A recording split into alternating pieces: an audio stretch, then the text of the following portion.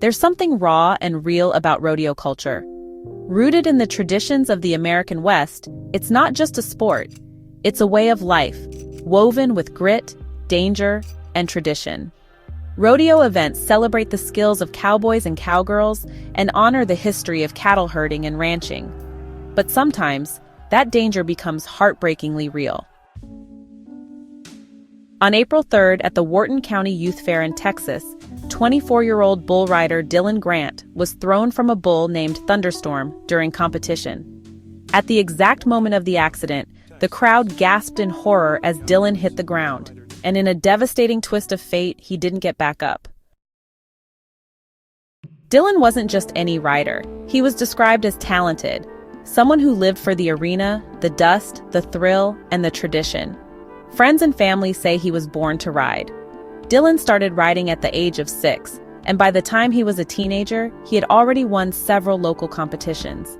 His dedication and passion were evident in every ride. His friends recall how he would spend hours practicing, always striving to perfect his technique. His family remembers him as a loving son and a supportive brother. But even the most skilled cowboy knows, in bull riding, you're always just one ride away from disaster. Details are still limited, but the impact is already deeply felt. Dylan was doing what he loved in front of the people who loved him. He died with his boots on. And if you ask any rodeo rider, that's both the dream and the risk. Dylan was a brother to us all, said fellow rider Jake Thompson. His spirit will always ride with us. Rodeo organizer Sarah Mitchell added, "The rodeo community has lost a shining star. His passion and dedication were unmatched. The rodeo will never be the same without him." The Wharton County Youth Fair, typically a celebration of Texas youth and tradition, has now become a place of mourning. Competitors, spectators, and community members alike are grieving the loss of one of their own. A candlelight vigil is planned for Dylan Grant, along with a memorial service to honor his life and contributions. Tributes and messages of support continue to pour in from across the state. A phrase echoed across the rodeo world in response to Dylan's death. Once a cowboy, always a cowboy. And in those words, there's a kind of immortality.